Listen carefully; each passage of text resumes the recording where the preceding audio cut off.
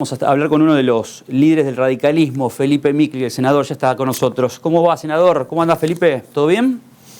Bien, Rodrigo, bien. Un gusto estar en contacto contigo. Bueno, un saludo para todo tu equipo, para toda la teleaudiencia. ¿Cómo estás vos? Muy bien, muy bien. ¿Te llamó la atención que lo haya confirmado el gobernador, haya anticipado que va a haber cambio de gabinete?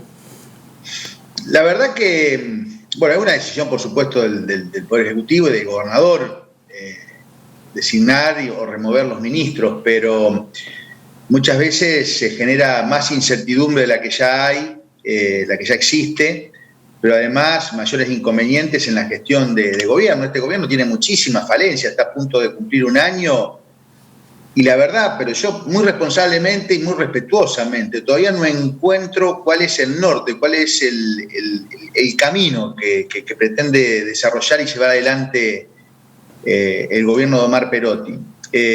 Y parece mentira, pero ya está prácticamente pasando el primer año de gestión de gobierno. Estamos hablando del 25%, una cuarta parte del total de su mandato, que es donde realmente hay que marcar la impronta, hay que establecer los lineamientos de los principales objetivos, de la política que va a llevar adelante el gobierno. Y si bien es cierto, el gobernador siempre dice, bueno, el tema de la pandemia nos cambió el eje, nadie esperaba esto y demás, pero la verdad que el poder de reacción, las decisiones que ha tomado son realmente muchas veces que nos preocupa, pero por sobre todo lo que nos preocupa es la falta de diálogo del Poder Ejecutivo, del gobernador con sus ministros, por ejemplo con la legislatura. Y ya cuando hablo de la legislatura no hablo solamente de sectores de la oposición como nosotros que estamos en la oposición, también con el oficialismo, porque hoy tienen muchísimos inconvenientes por ejemplo, que le hemos solicitado establecer una agenda de trabajo de temas legislativos, de temas que benefician a los santafesinos, y si no sería por la legislatura, que tiene mucha producción legislativa de distintos temas y que aborda los distintos temas. Si sería o estaríamos atados a ese diálogo del Ejecutivo, a esas intenciones del Ejecutivo, prácticamente sería inexistente las leyes que estaríamos impulsando. De hecho, todos estos acuerdos que ha permitido que tengamos una ley de IRT, que tengamos paridad de género, que tengamos una ley de biocombustibles, que tengamos cuestiones que tienen que ver con una ayuda al sector turístico con la emergencia y otros sectores, tienen que ver con un trabajo legislativo y con un intercambio de opiniones y acuerdos entre la Cámara de Diputados y la Cámara de Senadores, y no con la actuación o la presencia del Poder Ejecutivo. Brillan por su ausencia. Digo, esto es preocupante después de un año de gestión y habla a las claras de que todavía no termina de dar en la tecla las decisiones que toma el gobernador Perotti con su equipo, y ojalá, si relanza el gobierno, como le quiera llamar, pueda encontrar ese mejor camino que nosotros estamos demandando, de una agenda de trabajo, de discusión, de poder abordar distintos temas que impacten o que beneficien a los santafesinos. Y termino con esto, en esta cuestión, Rodrigo, el tema de la pandemia. La verdad que comenzó bien, creando los comités de emergencias departamentales para que nos organicemos, y después se terminó el diálogo con el Ministerio de Salud, no tenemos directivas, se toman decisiones que son totalmente inconsultas. No sé, pero yo por ahí digo, bueno, ¿será conmigo porque soy de la oposición? No. Hablo con los senadores peronistas o con otros dirigentes del peronismo y también es lo mismo. Digo, el gobierno tiene que, si tiene la idea de relanzar su gestión, tiene que también propender al diálogo, tiene que ir hacia el diálogo con todos los sectores para que podamos articular distintas iniciativas que nos permitan, en un momento de crisis, responder de la mejor manera a los santafesinos. Vamos a algunos de los proyectos y después me quiero meter en tu sensación con respecto a lo que yo considero fuego amigo en el gobierno nacional. Quiero una opinión tuya, pero primero vamos a los proyectos, digamos, que son interesantes, son importantes y tienen consenso. El proyecto de emergencia, o sea, de ayuda por la emergencia turística, es un ámbito de los más devastados, ¿no? El turismo. Y se piensa de ahora en el turismo de cercanía, porque al no poder irse al exterior, al inclusive tener miedo de ir a otra provincia, dice, bueno, vamos a habilitar todo lo que es el turismo en la provincia de Santa Fe. ¿Qué diagnóstico y qué se propone con este fondo para el turismo? Primero, la declaración de la emergencia del sector turístico y de muchísimas otras actividades que la están pasando muy mal, que hace 7 meses y pico que no tienen ingresos, que tienen las persianas bajas, o que si han podido en algún momento empezar a trabajar, es muy limitado el accionar y sus ingresos. Entonces nosotros entendemos que en los momentos de dificultad el Estado tiene que estar presente. Por eso, acá hubo 3 proyectos. Un proyecto del Interbloque Radical, que yo presido, del senador Pirola, otro proyecto, y de una media sanción de los diputados Pablo Faría y Jimena Sen. Que terminamos después de hablarlo con el ministro de Gestión Pública, Rubén Micli, pudimos sacar un texto definitivo que declara la emergencia del sector turístico y de actividades que están señaladas en los artículos 4 y 5 de la ley hasta el 30 de junio de 2021, pero con posibilidad de prorrogarlo por 6 meses más. ¿Y cuáles son los sujetos comprendidos? Todos los servicios de alojamiento, todos, hoteles, hosterías, cabañas bungalow, moteles y demás, alojamientos en camping y demás. Todas las agencias de viajes que tienen servicios de empresa de viaje de turismo y además servicios de agencia de turismo y agencias de pasaje. El transporte de pasajeros para el turismo, las excursiones fluviales con fines turísticos y todos los servicios de alquiler de equipo de transporte terrestre sin operación ni tripulación. Distintos servicios de mucha gente que trabaja relacionada al turismo, por ejemplo el turismo costero, que tiene que ver con licenciados en turismo, técnicos en turismo, guías de turismo, guías de caza, guías de pesca, servicios de centro deportivo, servicios de centro de turismo, aventura, ecoturismo, los servicios vinculados a la organización de ferias, congresos, convenciones y exposiciones, toda la gastronomía, que es un sector importantísimo, que tiene que ver con bares, restaurantes, servicios de catering. Cuando hablamos de turismo, porque esto también hay que señalarlo, es el 4,8% representa el Producto Bruto provincial y da directa o indirectamente más de 30.000 puestos de trabajo en la provincia, Rodrigo. También nosotros incluimos en el artículo 5 de la ley a los servicios de eventos infantiles, organización de eventos, los servicios de soportes para eventos, los alquileres de locales para eventos, alquiler de equipos para eventos, todo lo que tiene que ver con sonidos, pantallas LED, todos estos servicios tan importantes que hoy no están trabajando porque no hay eventos, peloteros, los jardines maternales, que es algo también muy importante y que tiene muchísimos inconvenientes, y servicios de salones de baile y discoteca.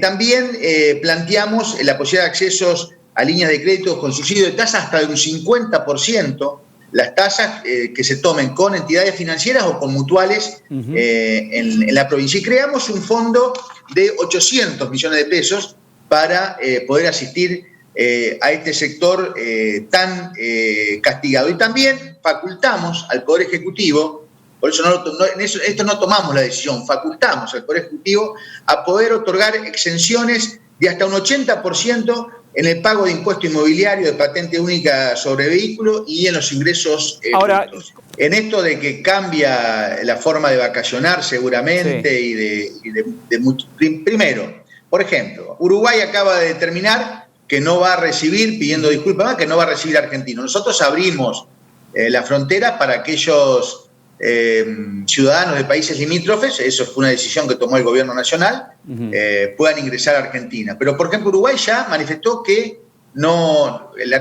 cualquier argentino que pretenda ir no lo va a poder hacer.